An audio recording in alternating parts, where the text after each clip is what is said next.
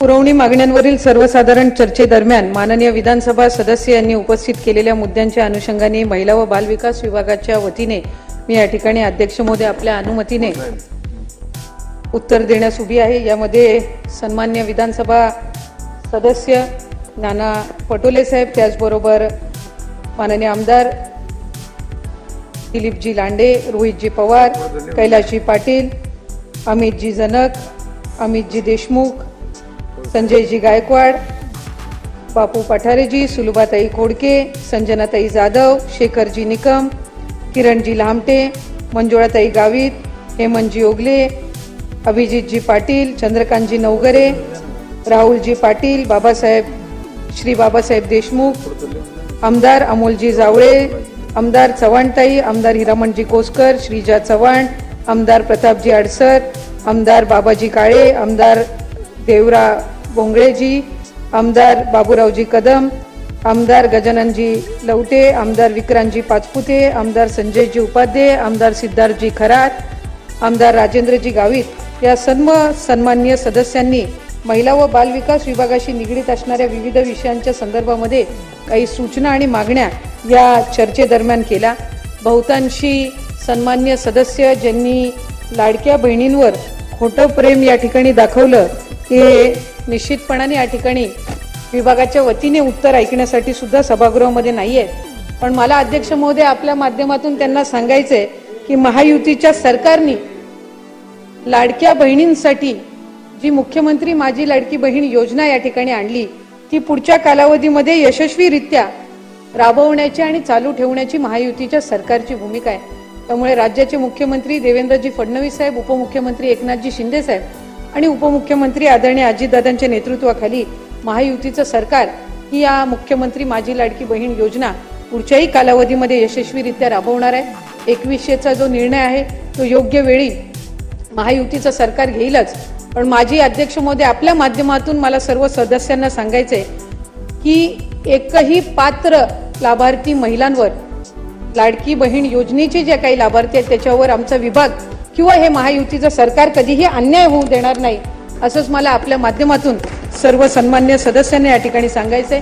अंगणवाडीच्या इमारतींच्या संदर्भातल्या काही सूचना सन्मान्य सदस्य महोदयांनी केल्या, त्याची नोंद सुद्धा विभागाने घेतलेली आहे। त्याच्यामुळे त्या संदर्भातली जी काही उपाययोजना आहे किंवा ज्या दुरुस्तीसाठी लागणारा जो निधी आहे तो सुद्धा आम्ही त्यानिमित्ताने उपलब्ध करून देऊ।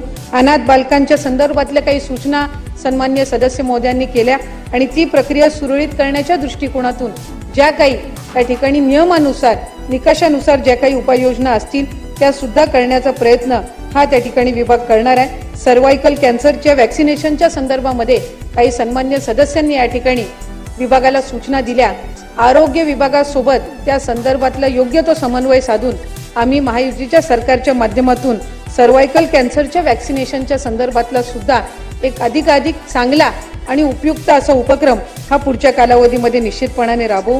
पिंक रिक्षा योजना राबवण्याच्या संदर्भातल्या काही सूचना आल्या, त्या सुद्धा सूचना विभागाने आम्ही नोंद घेतलेली आहे आणि त्या सूचनांच्या संदर्भामध्ये सुद्धा योग्य ती माहिती आहे ते सन्मान्य सदस्यांना वेळोवेळी देण्यात येईल। कुपोषणाच्या संदर्भामध्ये काही सन्मान्य सदस्यांनी या ठिकाणी प्रश्न उपस्थित केले। खरं तर विभाग म्हणून आम्ही जे काही 11 जिल्हे आहेत जिथं अधिकाधिक कुपोषण त्या ठिकाणी किंवा ॲनिमियाचं प्रमाण त्या ठिकाणी जाणवतं त्याच्यामध्ये एक स्पेशल कार्यक्रम, एक विशेष उपक्रम राबवण्याचं सुद्धा आम्ही लवकरच हाती घेणार आहोत। त्यामुळे ज्या गरोदर माता आहेत आणि कुपोषित बालकं आहेत या संदर्भामध्ये सुद्धा एक उपाययोजना ही महायुतीच्या सरकारच्या कालावधीमध्ये विभाग म्हणून आम्ही निश्चितपणाने घेऊ। स्मार्ट अंगणवाडीच्या संदर्भातल्या काही त्या ठिकाणी सूचना आल्या, काही इलेक्ट्रिफिकेशनच्या सूचना आल्या। त्यामुळे जे काही प्रस्ताव आम्हाला सन्मान्य सदस्यांकडून प्राप्त होतील त्या स्मार्ट अंगणवाड्या उपलब्ध करून देण्याच्या दृष्टिकोनातून सुद्धा योग्य ती पावलं उचलली जातील। बाल संगोपन योजना त्यामध्ये काही सन्मान्य सदस्यांनी इथल्या काही आपल्या मतदारसंघातील काही लाभार्थ्यांच्या संदर्भातली जी काही सूचना दिलेली आहे ती जर त्यांनी आमच्याकडे विभाग म्हणजे त्यांच्या मतदारसंघातील कुठल्या पात्र लाभार्थ्यांना लाभ मिळाला नाहीये ही सुद्धा जर आमच्याकडे यादी त्यांच्याकडून प्राप्त झाली तर त्यांना सुद्धा त्या योजनेचा लाभ जर अद्याप मिळाला नसेल तो सुद्धा त्वरित उपलब्ध करून दिला जाईल। बचत गट सक्षमीकरणाच्या दृष्टिकोनातून सुद्धा ग्रामविकास विभाग असेल ज्यांच्याकडे उमेद अभियान आहे महिला व बाल विकास विभाग असेल, ज्यांच्याकडे आमच्याकडे माविमच्या माध्यमातून बचत गटांना सक्षम केलं जातं, त्यामुळे पुढच्या कालावधीमध्ये एकत्रितपणाने महिलांच्या सक्षमीकरणाच्या दृष्टिकोनातून आम्ही काम हे निश्चितपणाने करणार आहोत. काही सदस्यांनी आपल्या इथल्या भिक्षेकरी गृहांचा सुद्धा उल्लेख केला आणि त्याच्यासाठी सुद्धा दुरुस्तीसाठी लागणारा निधी प्रस्ताव प्राप्त झाल्यास विभागाच्या माध्यमातून आम्ही त्या ठिकाणी उपलब्ध करून देऊ. जी अंगणवाडी सेविका जिच्यासोबत एक विषादार्ह घटना त्या ठिकाणी घडली, त्यामुळे त्यांना सुद्धा शासनाच्या आणि विभागाच्या वतीने त्यांच्या कुटुंबाला सुद्धा काय आपल्याला आर्थिक आणि त्याचबरोबर काय आधार देता येईल, त्यामुळे तो सुद्धा आम्ही त्या संदर्भातली चौकशी करून उपलब्ध करून देऊ.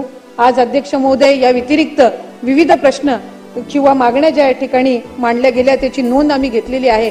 त्याच्यामुळे पुढच्या कालावधीमध्ये महायुतीच्या सरकारच्या माध्यमातून महिला व बाल विकास विभाग या सर्व ज्या काही लाडक्या बहिणी असतील किंवा अंगणवाडी असतील किंवा इतर जे महिला बाल विकास अंतर्गत घटक असतील ते सक्षम करण्याच्या दृष्टिकोनातून काम करेल.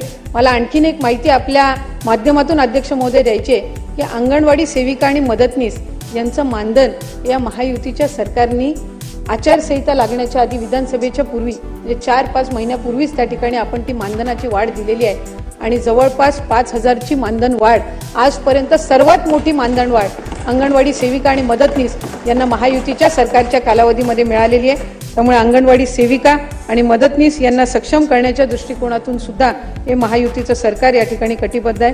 मी महिला व बाल विकास विभागाच्या सभागृहात सादर केलेल्या सन 2024-25 या आर्थिक वर्षातील मागणी क्रमांक X1 खालील बाब क्रमांक 184 ते बाब क्रमांक 189 मधील रुपये 11,000 फक्त इतक्या रकमेच्या लाक्षणिक पूरक मागण्यास मंजुरी देण्याची मी आपल्या मार्फत सभागृहाला